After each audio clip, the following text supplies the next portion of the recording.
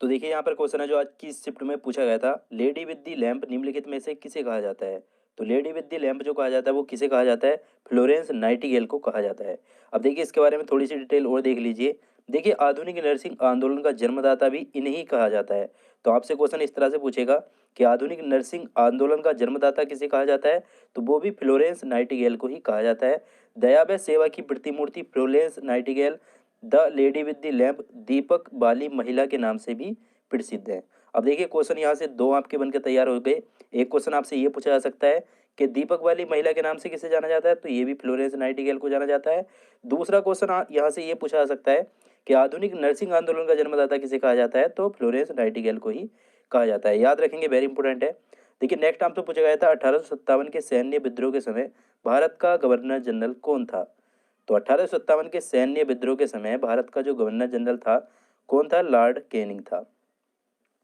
Next देखिए आपसे पूछा गया था एवरेस्ट शिखर की ऊंचाई कितनी है? तो कितनी है एवरेस्ट शिखर की ऊंचाई? 8,849 मीटर है। और देखिए इसी के साथ आपसे जो है K2 गार्डविन की ऊंचाई पूछ सकता है। तो ये कितनी है? 8,611 मीटर है। तो याद रखेंगे दोनों को, हो सकता है आगे क्वेश्चन यहाँ से पूछ ले। नेक्स्ट क्वेश्चन आपसे पूछा गया था मुस्लिम लीग की स्थापना कब हुई थी? तो देखिए मुस्लिम लीग की जो स्थापना हुई थी वो हुई थी 30 दिसंबर 1906 को। तो 30 दिसंबर 1906 आपका इस क्वेश्चन का राइट आंसर था। अब इसके बारे में थोड़ा डिटेल देख लीजिए। देखिए ढाका के नवाब सलीमुल्लाह ने 30 दिसंबर 1906 को ढाका में एक बैठक अखिल भारतीय मुस्लिम लीग की स्थापना की घोषणा की। अब देखिए अगर आपसे ये क्वेश्चन यहाँ से ये पूछ सकता है कि मुस्लिम लीग की स्थापना कहाँ पर की गई थी? तो कहाँ पर की गई थी? ढाका में की गई थी। देखिए नवाब सलीमुल्लाह खां मुस्लिम लीग के संस्थापक व अध्यक्ष थे। अब देखिए दूसरा क्वेश्चन यहाँ से क्या पूछा जा सकता है कि मुस्लिम लीग के संस्थापक कौन थे या मुस्लिम लीग के अध्यक्ष कौन थे? तो कौन थे? सलीमुल्लाह खां ही थे। तो याद रखेंगे राइट आंसर जो है आपका इस क्वेश्चन का क्या है? 1906 था। देखिए नेक्स्ट आपसे पूछा गया था पानीपत की तीसरी लड़ाई कब हुई थी? तो वेरी इंपॉर्टेंट क्वेश्चन है और पानीपत के युद्ध से दोस्तों आपको हर एग्जाम में क्वेश्चन देखने को मिल जाता है। तो पानीपत का तीसरा जो युद्ध हुआ था वो हुआ था 1761 ईस्वी में। बात करें देखिए प्रथम युद्ध की तो ये हुआ था आपका 1526 ईस्वी में। और बात करें द्वितीय युद्ध कब हुआ था? तो 1556 में हुआ था। तो तीनों युद्ध इंपॉर्टेंट है, तीनों को ही आपको जो है याद रखना है। नेक्स्ट क्वेश्चन आपसे पूछा गया था भारत में आने वाले प्रथम अमेरिकी राष्ट्रपति कौन थे?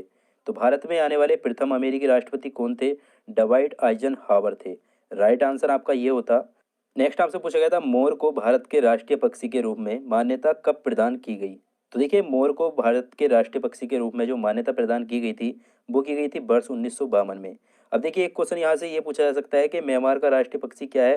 तो म्यांमार का जो राष्ट्रीय पक्षी है वो भी दोस्तों मोर ही है, ये आपको याद रखना है।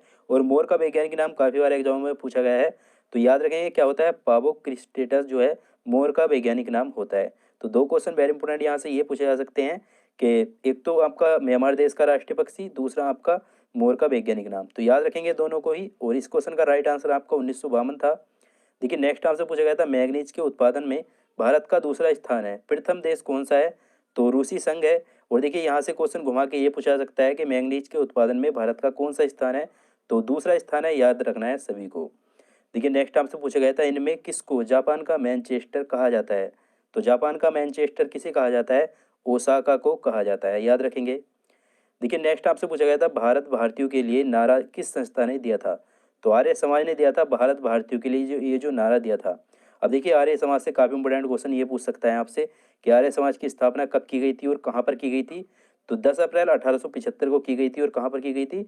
मुंबई में की गई थी। नेक्स्ट क्वेश्चन दूसरा आर्य समाज से ये पूछा जा सकता है कि आर्य समाज के संस्थापक कौन थे? तो दयानंद सरस्वती जी थे आर्य समाज के संस्थापक। तो सारे पॉइंट दोस्तों इंपोर्टेंट बताता हूँ क्योंकि यहीं से आपके क्वेश्चन आगे परीक्षा में पूछे आते हैं, तो इसलिए सभी को आपको याद भी करना है। देखिए नेक्स्ट आपसे पूछा गया था विंध्याचल और सतपुड़ा पहाड़ियों के बीच से होकर बहने वाली नदी कौन सी है? तो नर्मदा नदी है।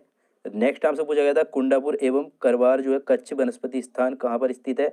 तो कर्नाटक राज्य में है ये। तो राइट आंसर आपका ये हो जाता। देखिए नेक्स्ट पूछा गया था भारत की प्रथम बहुउद्देश्य परियोजना किस नदी पर बनाई गई थी?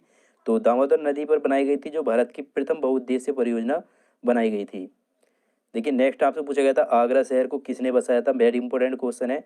तो सिकंदर लोधी ने बसाया था। और इसी तरह के क्वेश्चन होते हैं दोस्तों जो आपके एग्जाम में रिपीट होने के ज़्यादा चांस रहते हैं। देखिए नेक्स्ट हिंदी से कुछ क्वेश्चन मिले हैं, इनको देख लीजिए। उपसर्ग का विलोम पूछा गया था, क्या होता है? प्रत्यय होता है। नेक्स्ट आपसे दोस्तों इलोक का विलोम शब्द पूछा गया था, तो परलोक होता है। नेक्स्ट देखिए आपसे अकीर्ण का विलोम पूछा गया था कि क्या होता है? तो विकीर्ण होता है जो अकीर्ण का विलोम होता है। नेक्स्ट आपसे आरोहण का विलोम पूछा गया था, क्या होता है, अवरोहण हो जाता है। देखिए नेक्स्ट आपसे मुहावरा पूछा गया था, हंसुए के ब्याह में खुरपी का गीत, तो इस मुहावरे का अर्थ बताना था। तो इसका अर्थ होता है असंगत बातें करना। नेक्स्ट पूछा गया था अंगूठी का नग होना, इसका क्या अर्थ होता है मुहावरे का, तो अनुरूप जोड़ा होना इस मुहावरे का अर्थ होता है। नेक्स्ट आपसे पूछा गया था ढपोर संख, तो इस मुहावरे का भी अर्थ बताना था, तो बेवकूफ़ होता है। देखिए दोस्तों 3 से 4 आपके मुहावरे पूछे जा रहे हैं हिंदी में, 3 से 4 आपके विलोम शब्द और 3 से 4 आपके पर्यायवाची और समास, या इस तरह से आपके क्वेश्चन जो है पूछे जा रहे हैं हिंदी में। रणकुशल का समास पूछा गया था, कौन सा समास है इसमें, तो तत्पुरुष समास हो जाता है आपका। नेक्स्ट आपसे देखिए आशुतोष में पूछा गया था कि कौन सा समास है, तो बहुब्रीहि समास होता है आशुतोष में। देखिए नेक्स्ट आपसे चंद्रमौली में समास पूछा गया था कि कौन सा समास है, तो द्विगु समास होता है चंद्रमौली में। अब देखिए दोस्तों मैथ और रीजनिंग के उन इंपॉर्टेंट टॉपिक को देख लीजिए जहाँ से आपकी परीक्षा में लगातार क्वेश्चन पूछे जा रहे हैं, तो ये आपके लिए काफ़ी ज़्यादा इंपॉर्टेंट है और यहाँ से आपको एग्जाम में काफ़ी हेल्प भी मिलेगी। देखिए दोस्तों मैथ में जो है आपके एडवांस मैथ से 4 से 5 क्वेश्चन पूछे जा रहे हैं, और दर्पण प्रतीयम से आपके क्वेश्चन पूछे जा रहे हैं रीजनिंग में। दिशा संबंधी आपके 2 क्वेश्चन पूछे जा रहे हैं। पाइप टंकी से आपके क्वेश्चन पूछे जा रहे हैं। लाभ हानि से आपके क्वेश्चन पूछे जा रहे हैं, और अनुपात समान अनुपात से आपके क्वेश्चन देखने को मिले हैं। देखिए सिंप्लीफिकेशन से आपके 2 क्वेश्चन पूछे जा रहे हैं।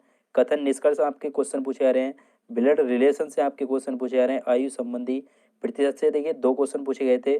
चाल समय दूरी कार्य यहाँ से 1 क्वेश्चन पूछा जा रहा है, और साधारण ब्याज और चक्रवृद्धि ब्याज यहाँ से दोस्तों 2 क्वेश्चन पूछे जा रहे हैं। यानी कि 1 क्वेश्चन आपका चक्रवृद्धि ब्याज और 1 क्वेश्चन आपका साधारण ब्याज से पूछा जा रहा है। तो ये सभी दोस्तों इंपॉर्टेंट टॉपिक हैं मैथ और रीजनिंग के, जहाँ से आपकी परीक्षा में ज़्यादा से ज़्यादा क्वेश्चन देखने को मिल रहे हैं। तो इन सभी टॉपिक को आपको एक बार अच्छे से देख कर जाना है, यहाँ से दोस्तों आपको काफ़ी ज़्यादा हेल्प मिलेगी, क्योंकि इन्हीं टॉपिक से आपके जो है एग्जाम में क्वेश्चन पूछ रहा है। तो चलिए दोस्तों आज की इस वीडियो में मुझे इतने ही क्वेश्चन मिल पाए थे इस शिफ्ट के, तो उम्मीद करता हूँ दोस्तों आपको वीडियो पसंद आया होगा। अगर दोस्तों आपको ये वीडियो पसंद आया तो प्लीज़ दोस्तों इस वीडियो को एक लाइक जरूर कीजिएगा, शेयर कीजिएगा अपने दोस्तों ताकि फ्रेंड उनकी भी थोड़ी सी हेल्प हो सके। और देखिए जो भी लोग चैनल पर नए आ गए हैं, चैनल को सब्सक्राइब करके बेल आइकन को ऑल पे प्रेस जरूर करिएगा, ताकि फ्रेंड आपको न्यू वीडियो की नोटिफिकेशन सबसे पहले मिल सके। चलिए दोस्तों मैं मिलता हूँ।